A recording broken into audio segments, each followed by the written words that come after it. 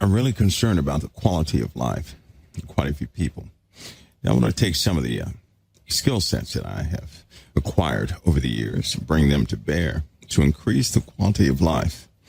A lot of folks, very simple solutions, right? And I don't like the complexity of computers that do absolutely nothing. You guys have faster than light calculators in your homes, and people are just talking on them and playing games. That's ridiculous, right?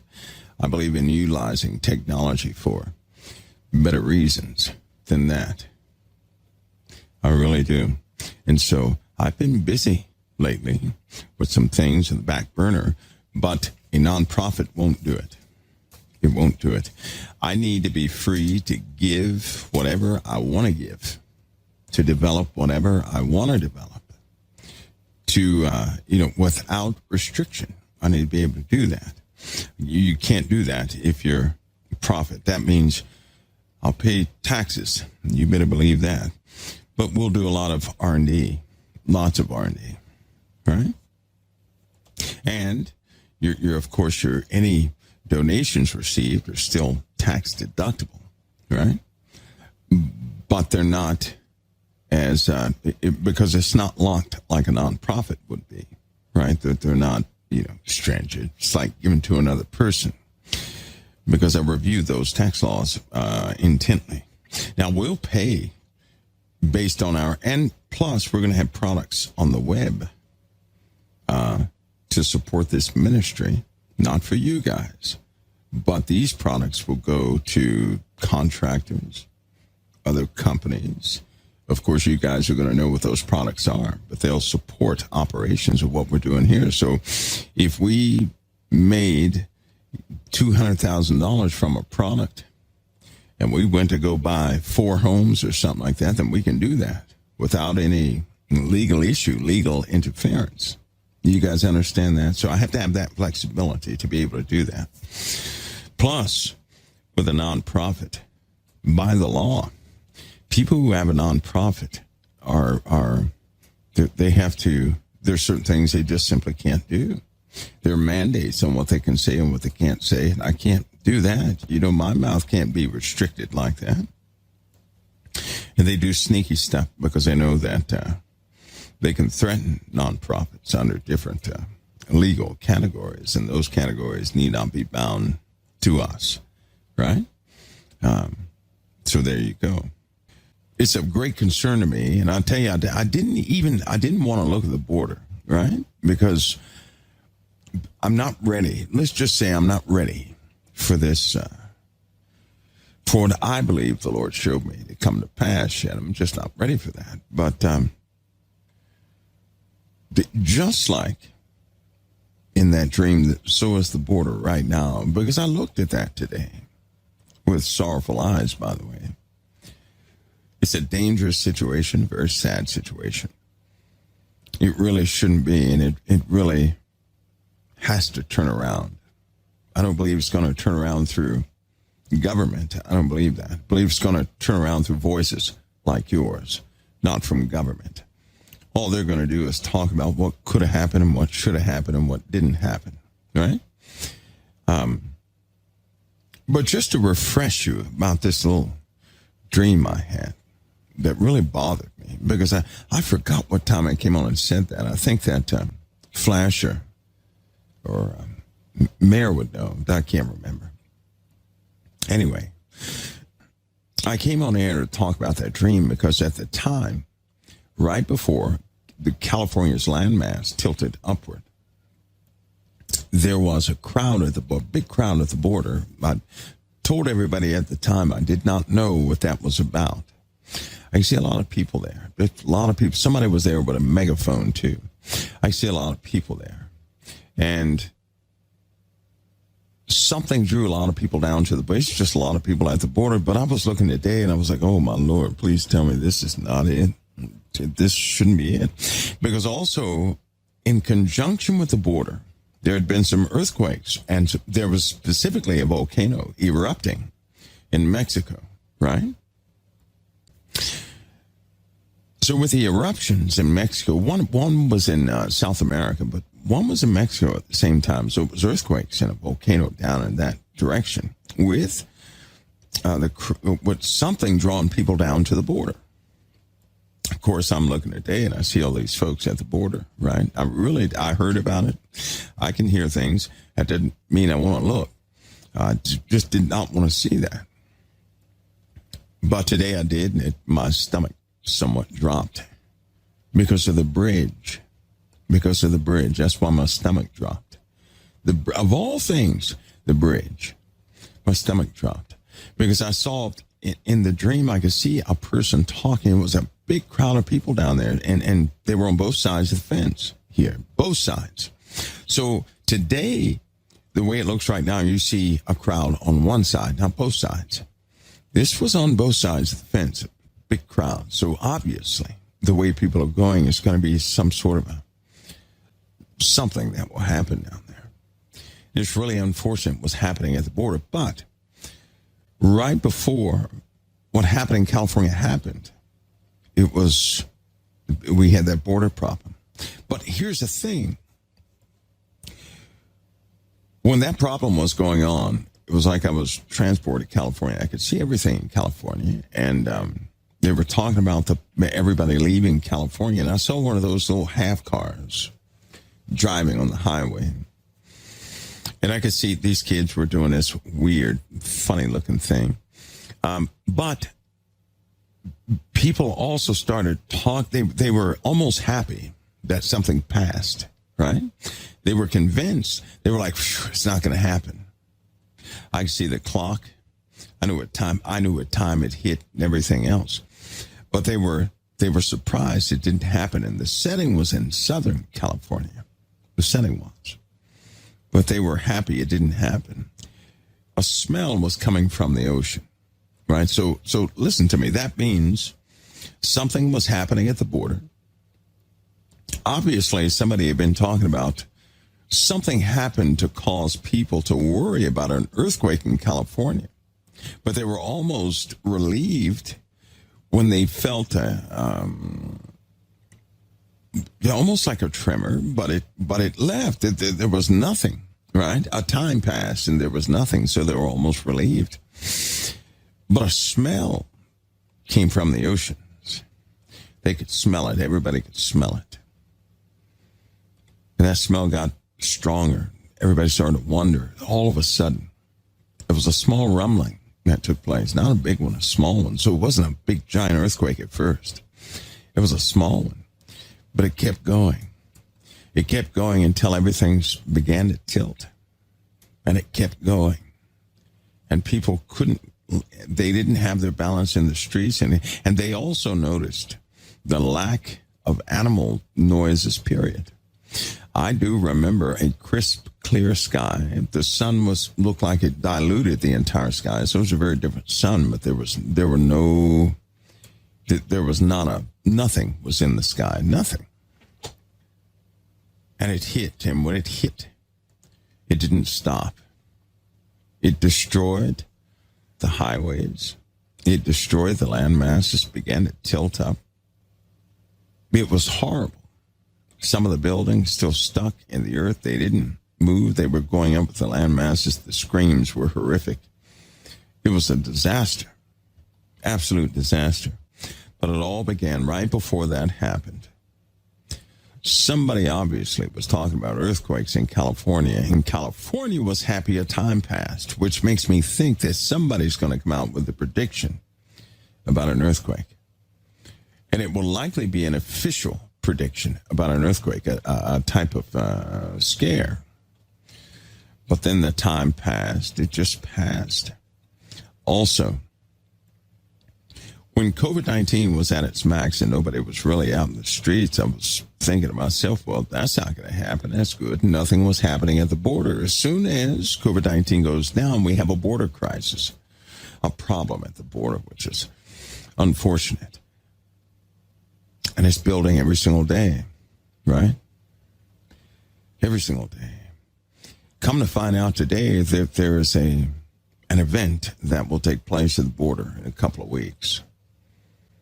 I didn't want to hear that either, but there's some type of event that will take place at the border, almost like a counter demonstration. I know they're going to add security measures down there because they expect a lot more people coming to that little section.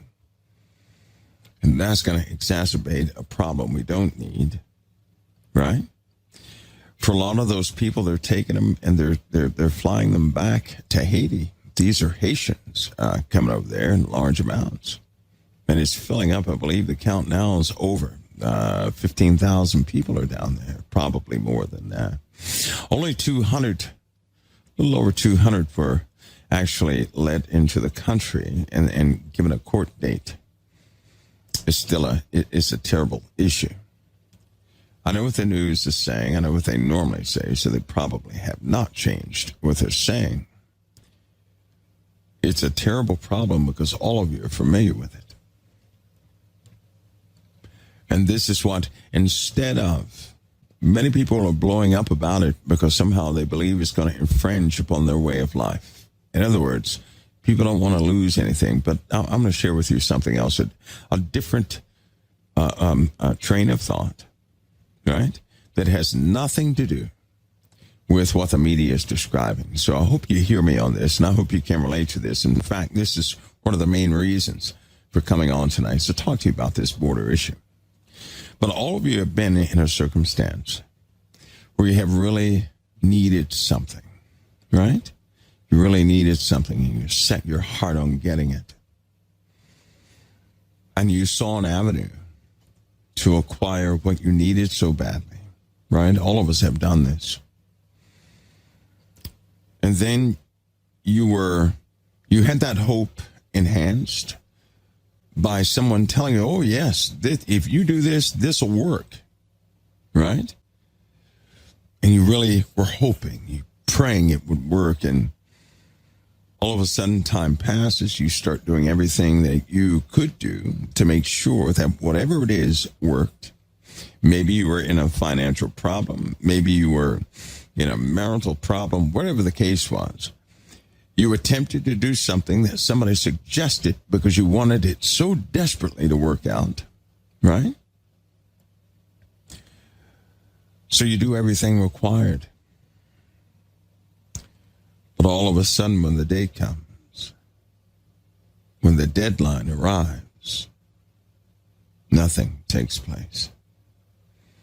In fact, as it draws close to the deadline, your stomach quivers. And all hope seems to be lost. And sure enough, when that day hits, it does not work out. It doesn't work out. And almost abruptly, with an abruptness, your spirit changes. This negative sense of worth comes in and feels like your whole life just fell apart. Now, many of us have been in that predicament. We've been in that predicament. Many of you have had a promise upon you that you really needed that promise to come true. And it never did. And I'm talking about those situations that can really break your heart, that can really mess you up, that can really cost you everything. And many of you have paid a price because what you hoped so badly would come to be, it did not come to be. And all because, listen to me, all someone had to do was come to you and say, listen, don't do it that way. Don't do it that way. That's it. Somebody, in fact, there are moments in my life I wish someone would have chewed me out and hit me in the head with a mallet and said, listen, don't do it that way. That's foolish. It's irresponsible. But there's another way, right? Because I've been in so many situations with bad advice, causing me to hope in something that would never take place from trusted individuals. And it never happened, right? And it really cost me something. I've been in those predicaments, and so have you guys. Well, listen to this. Imagine your home is threatened. And it's getting to the point where you can't even raise children where you are. And somebody of high authority, right, throws a hint your way and says, hey, for those people who come here, we're going to go ahead and process you, this, that, and the other, and you'll eventually make it through. Well, they don't actually tell you that, but they don't tell you they're going to boot you out of the country either, or out of the neighborhood, or out of the new place. And so with a false hope, and with everything you have, with all the money you have, you pay someone, you gather all the money you have and all your belongings. And from person to person, you spend your money on transportation to get your family to what you think is a sanctuary.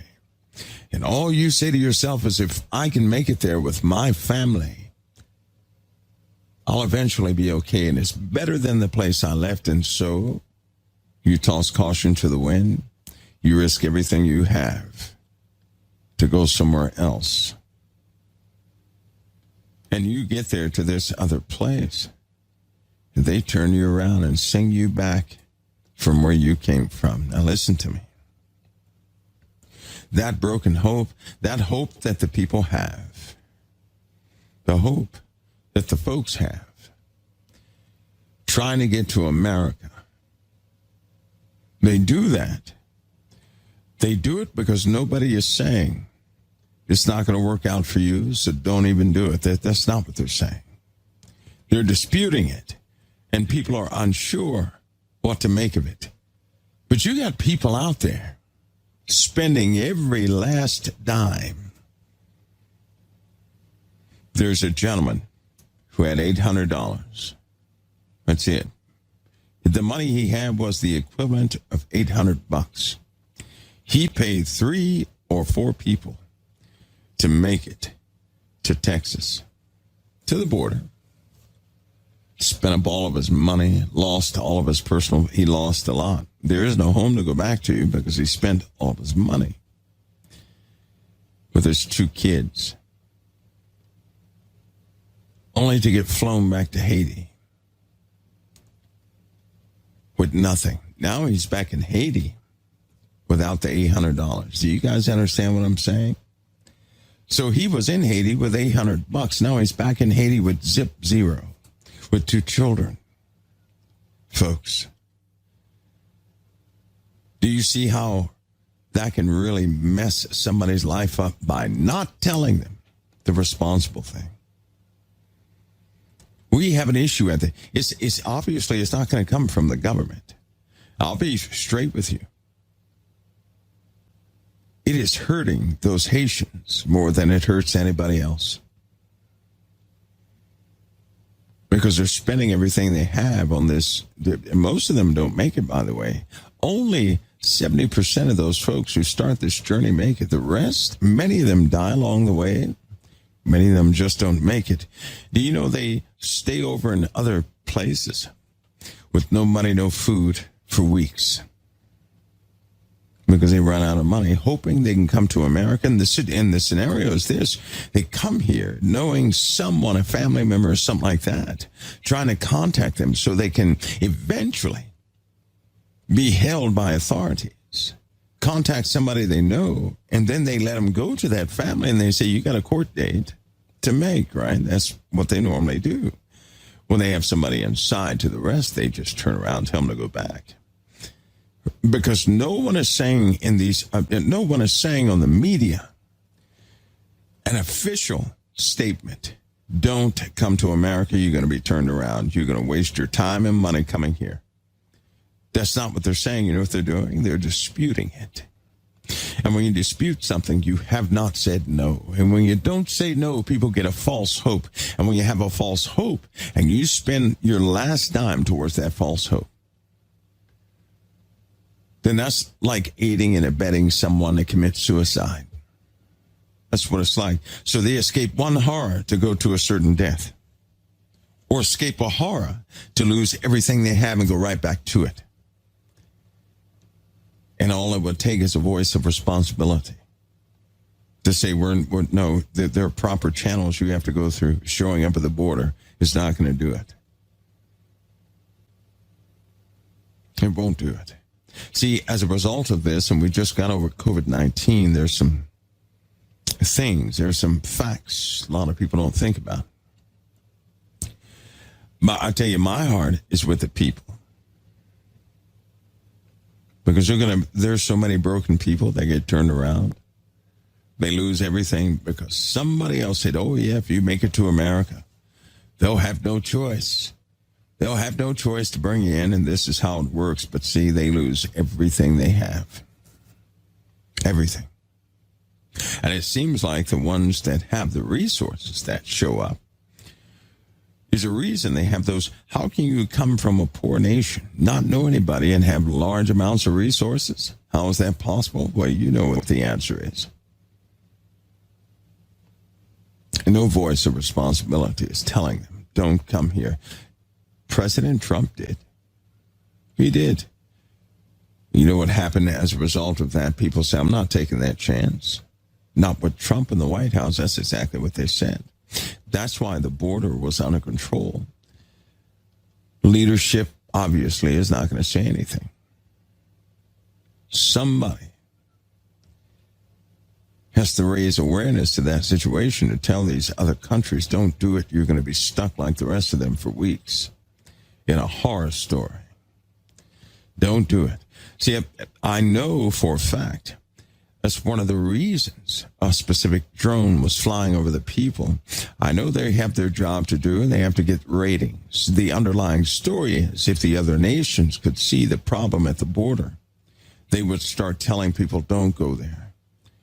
That's a stalemate. Don't do it. It's not going to work. Right? Which would save lives. But the FAA grounded that drone. Don't know how things seemingly get interpreted, but you know what we have here? Those folks in Haiti, no matter where they're from, they're human beings. They're not dogs. They're not animals. They're not bugs. They're not creatures. They're human beings. And to be complicit with a human being having hope to go to a place they can't get into and not say a word is watching a person die, being complicit with their sufferings, of which I am not. Doesn't matter to me what color they are, what their ethnic background is. They're human beings. It is inhumane to allow a person to make that journey knowing they're going to suffer at both ends of it. That's inhumane. That's called a humanitarian crisis, is what we have there. I know people have their arguments on the inside, but look at this from a humane perspective. That's inhumane. My conversation has nothing to do with anybody coming and taking away jobs or wealth or anything else. It's inhumane to allow a person to spend every dime they have and to go to a place only to be turned around and put back in the place they just left. Now they have no money going back home, and it was already hard before they left. Many of those people, when they go back, they die. They don't have anything. Their children starve to death. To death, as in die death, because they can't even get to a hospital. They don't have resources for anything, and where they were is gone, reclaimed by somebody else. All it would take is a few announcements from officials to say, don't do it. Don't do it. Not because we don't want you here, because it's going to mean your death. It's killing people. And I'm just not complicit with that type of humanitarian crisis. It's precisely what it is. It's cruel and it's cold. Do you see how not being responsible is cold-hearted at the same time? I know a lot of people look at this and they're going to point fingers and say it's their fault, their fault. I'm not saying it like them, but it's cold-hearted to allow someone to take such a journey only to starve anyway. See, I have this strange thought. When you set up your house and you live in that house, everybody knows it's your house. So strangers are not going to show up at the door with sleeping bags because they know it's your house. Why, though? Because they know that everybody who lives in a house is not going to tolerate somebody sleeping on their property with a sleeping bag. And so you know what people generally do? They avoid your house, don't they? They avoid your house with sleeping bags. They're not going to come down there and camp out in your front yard or anything else. Why? Because you've set up boundaries that other people respect. And on occasion, those boundaries are reinforced because something happens in the world where someone intruded beyond those boundaries and got themselves in trouble. And they report on that trouble. And then it's a reminder to everybody and said, don't do that. That doesn't work. When it comes to nation to nation, you can't just walk into any nation you want to become a part of. There are official channels. Everybody has the same argument, though. Well, it's not working. That's because half the world is trying to get into the one country. And instead of having those individuals make that journey here, that's when the Haitian government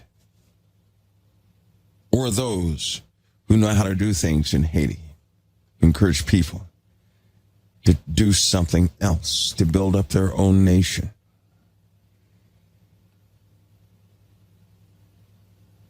You see how simple a solution that is.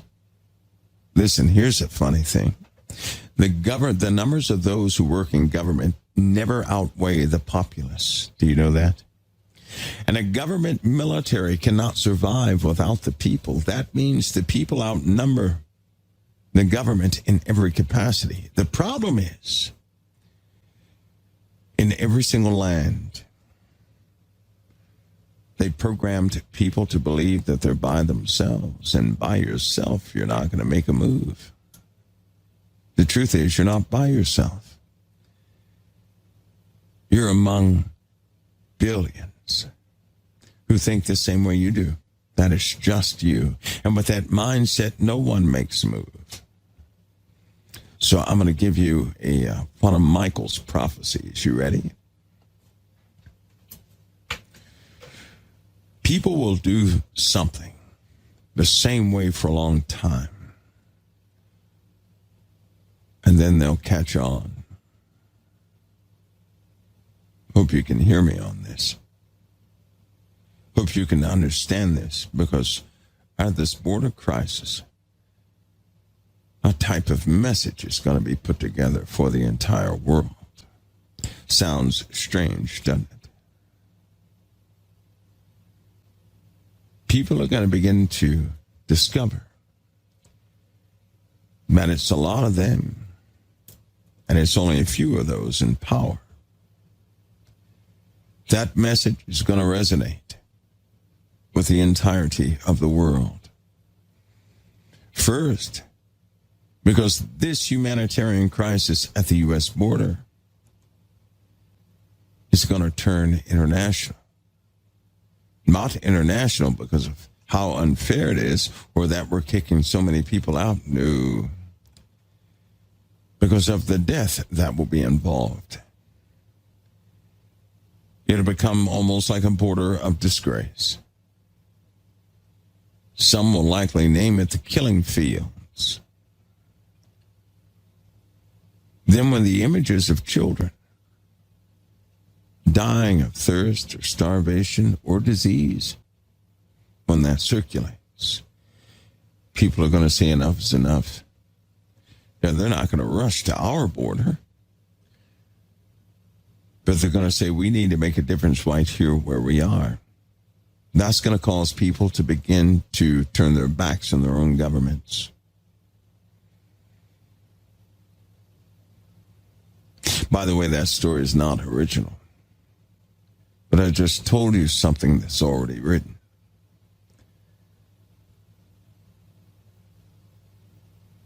The time when the high ones, the rulers of nations, become nothing. They will be absolutely and totally disregarded. And I'll tell you something, when people realize they have that type of power, the policing structure in just about every single land will begin to break down.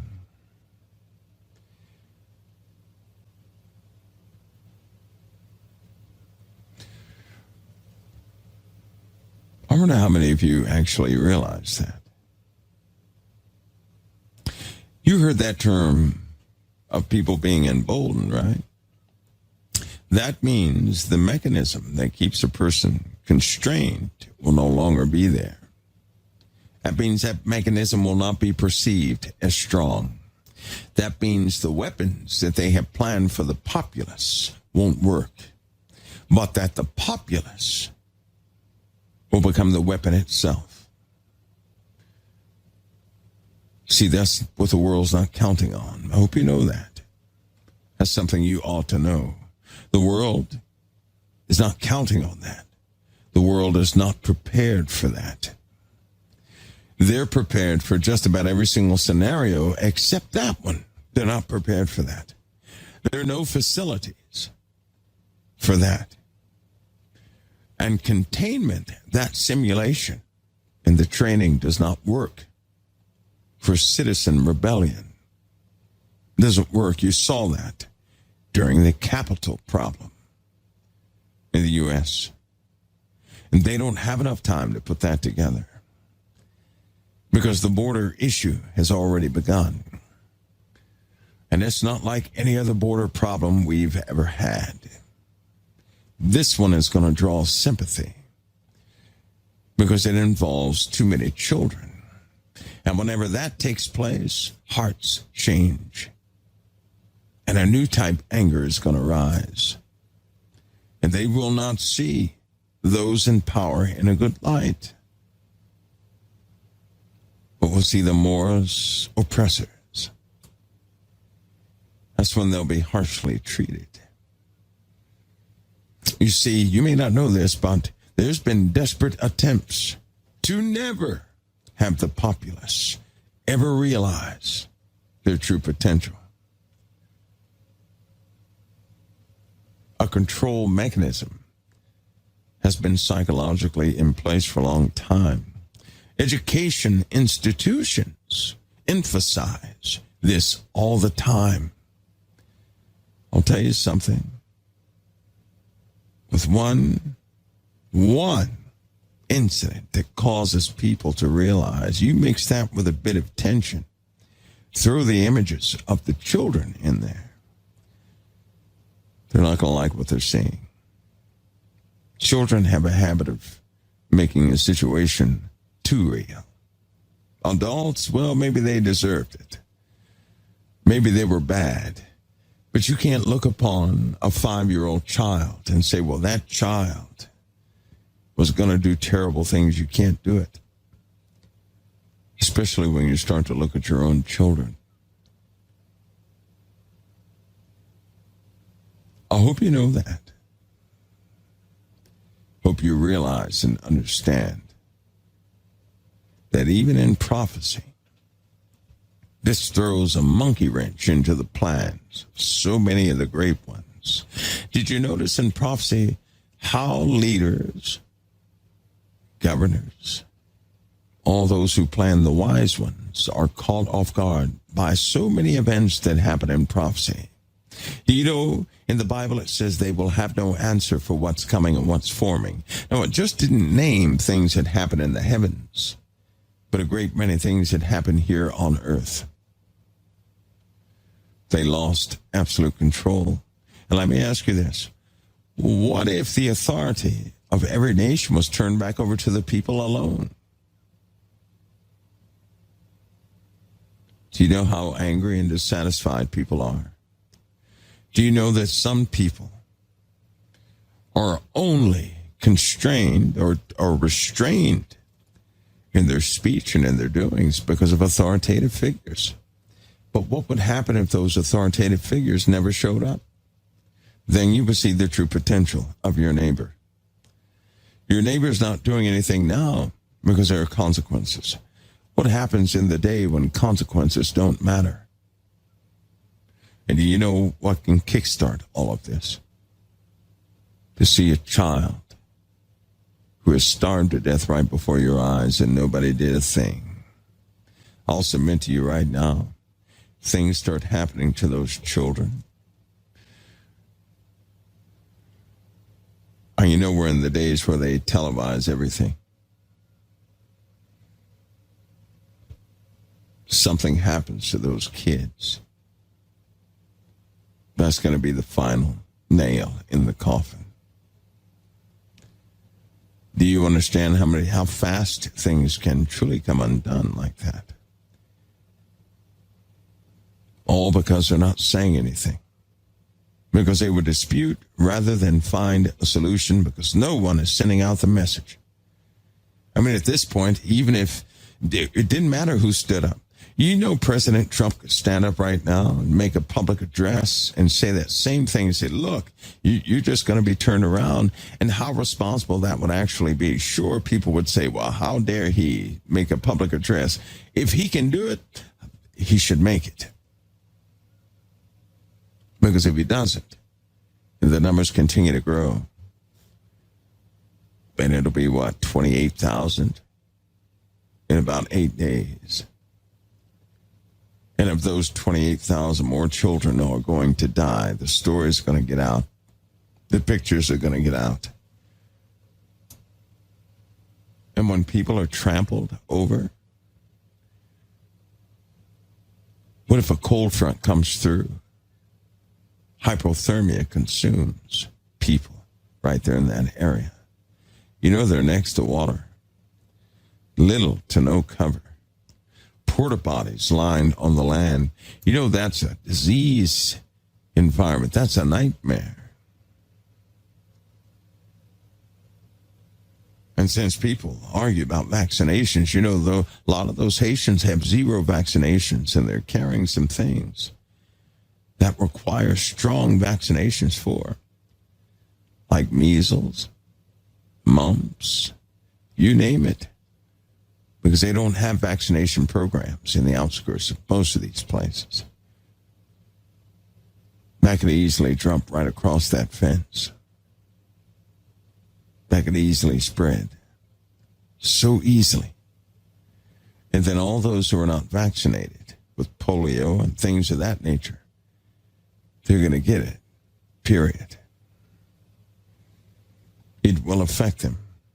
And then it will spread among the population who has no vaccination for it. Then it will mutate, become something else, in which case the rest of the vaccinations will not work.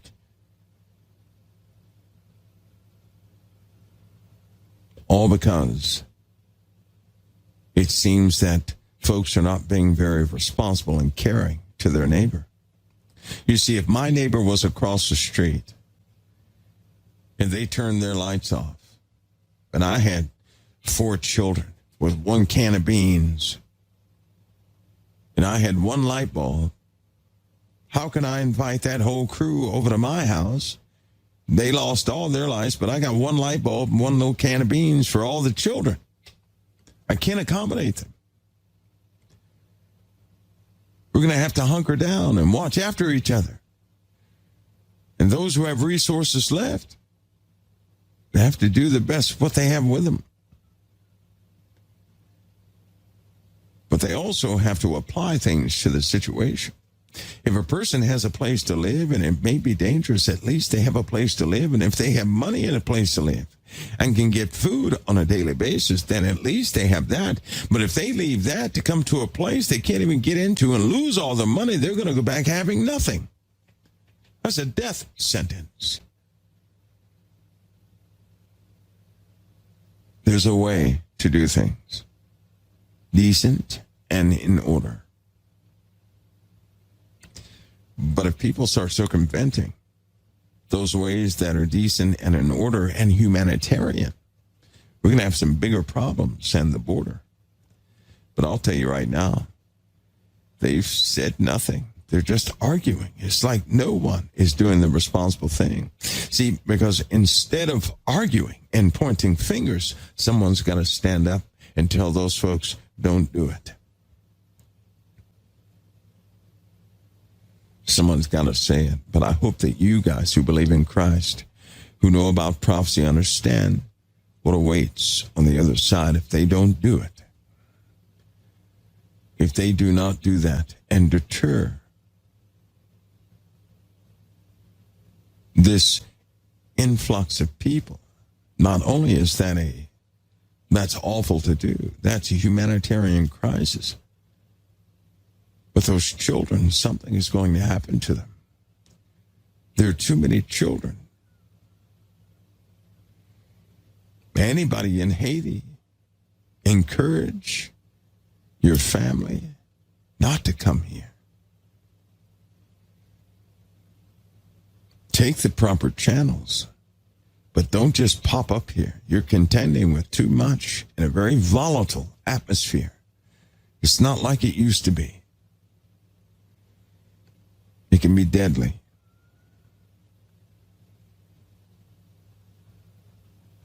Hope they consider that. But we all know when it comes to doing heartfelt things, this is not the world for it.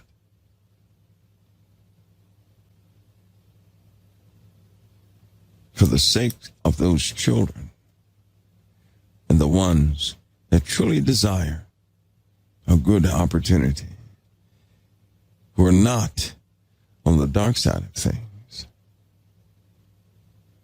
may the Lord grant them favor to grow where they are. May His will be done in their lives. But we know what happens if you persist.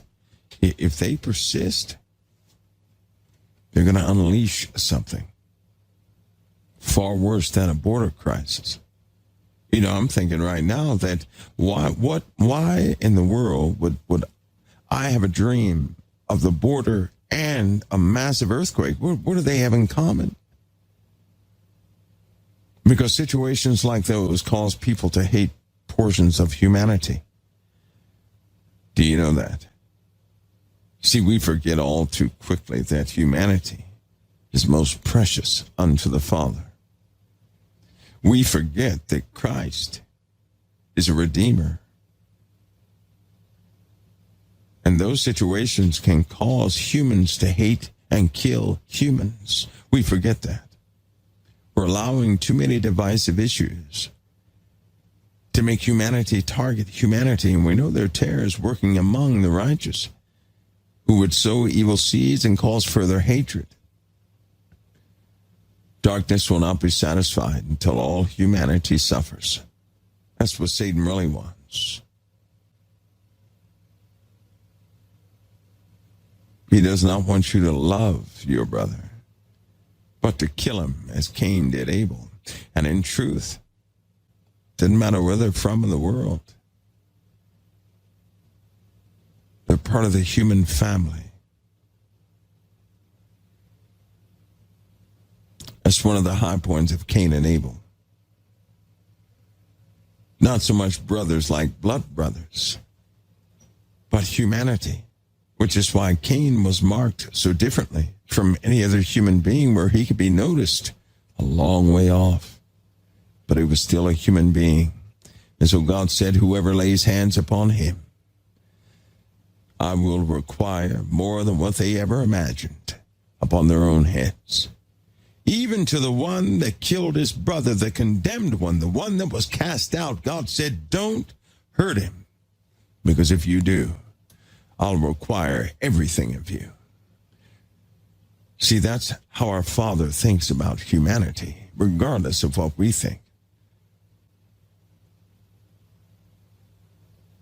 But most of the earth has lost its fear of the living God. They don't care. They're not getting struck down by lightning, so they continue to do things. But those days are going to change. Something close to a vanguard. Well, it's on its way. Before the meteorites, before the greater storms, a whole nother element is coming to kick off the show. That's going to confuse the minds of just about everybody in the beginning.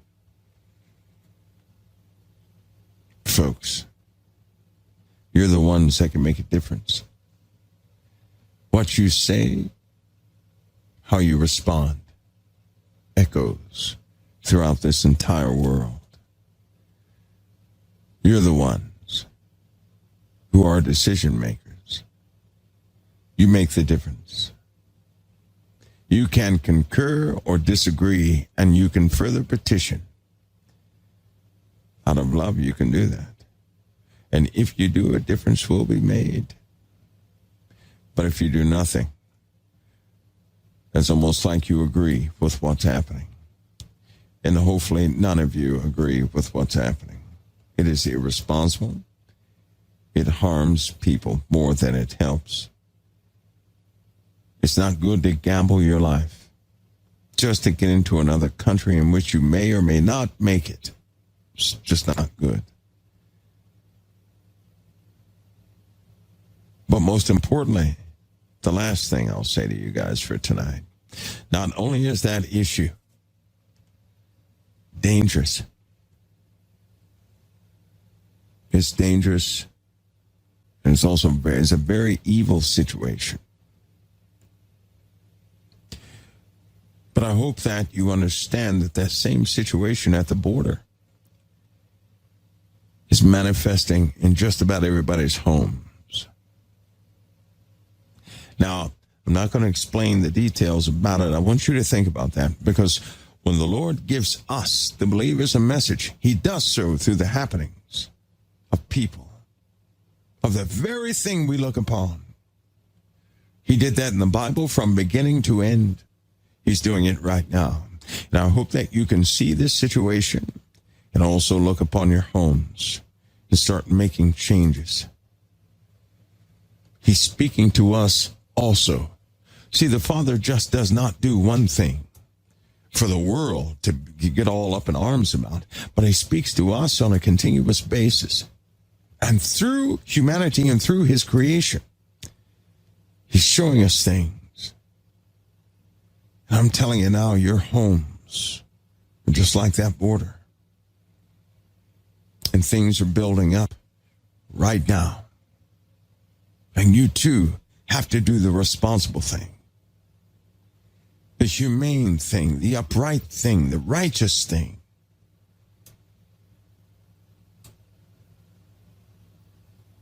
All things echo for the sakes of our deliverance. It's for our deliverance, or it would not be in the first place. If you were not to be introduced into reality, to be shown light and darkness, and to be plunged in the darkness and redeemed from it, that you would never become one with darkness in the end, then I'm telling you right now, the earth was made for you. These situations in the earth, they're formed for your sakes. Many of you don't know what you are, but I'll tell you this. And it is biblical. You're a judge, and you don't even know it. And unlike an earthly judge who must be presented evidence or evidence for or against whomever he shall see, you are the living evidence. No one will put Exhibit A or B in front of you. You are Exhibit A and B, and you're the judge. You will judge darkness itself, but you're also the evidence.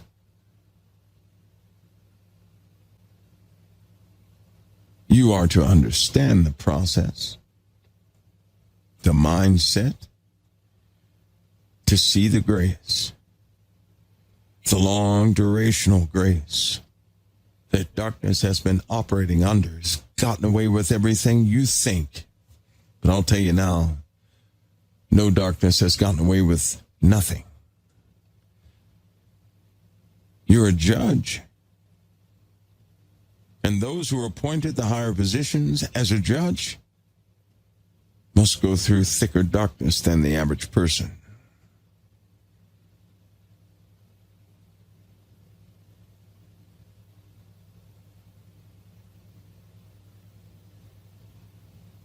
I really do hope you understand that. See, because now, if things get mixed up in your mind somehow, if you join the bandwagon of hate, not realizing the process you're being taken through, you're going to be stripped. You're going to be stripped of life itself. You've come too far for that. The Lord is encouraging your hearts, but He's also giving you a warning. And that warning, that unsettling issue that we have spiritually, is becoming heavier and heavier as the days go on. But that keeps us what? It keeps us going forward. Because in the moments we want to give up, give in, and become like the world, that unsettling feeling rises, and then we say, oh no, I can't do that. See, that's your Father keeping you. Can you see that? Even the unsettling feeling you get inside of the truth you share with no one is keeping you.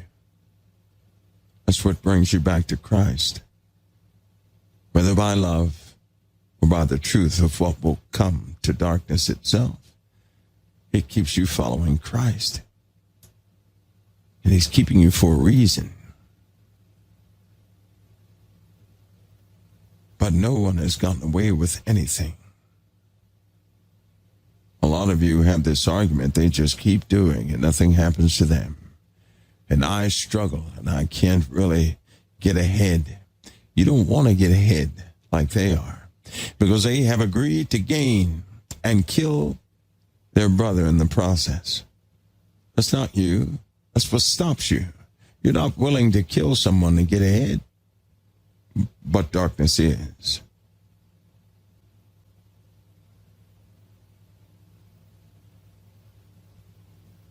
Time to see what's happening. They're not getting away with anything. Their holes are being dug deeper. It's called a grave, a sepulcher. Deeper and deeper. They'll have to give an account for everything they've done, but you have been forgiven of what you have done. You have a Redeemer, an advocate with the Father. So for anything anybody would blame you of, Christ would absorb the punishment. He's the only one that paid the price for you, for me, for all of us.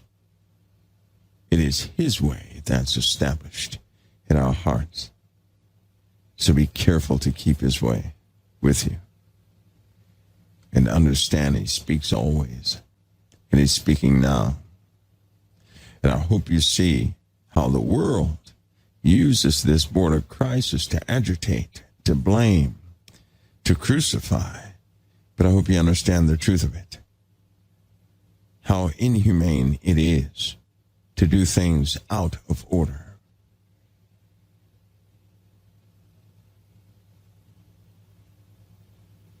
Took many years to come up with procedures for immigration. It did. And it was fought tooth and nail. But it also took many years to get you where you are. Don't become silent. You have a voice. And when you speak, speak with your brother and your sisters in mind, not against them, but for their deliverance as well. Because I had to remind you, humanity is the apple of God's eye. Humanity is not the horses, not the cats, not the dogs. Humanity is the apple of God's eye. God sent His only begotten Son. He didn't send Him back for the birds. He didn't send Him back for the fish, for the dogs, for the horses, for the cats. He sent His Son back for us, so we could be redeemed, because we were lost. And if we love the Lord, we also admit that we were damned. So not one of us is better than the other. And all of us have fallen short of the glory of God. All of us have messed up. So let's not play the pious game, but realize what's actually happening. and make a difference because you have a voice. You have authorities. You have to do something this time. You have to see it. And you take note that the Lord is speaking. Because your home's the same assault, the same out of order chaos is trying to get right into your door.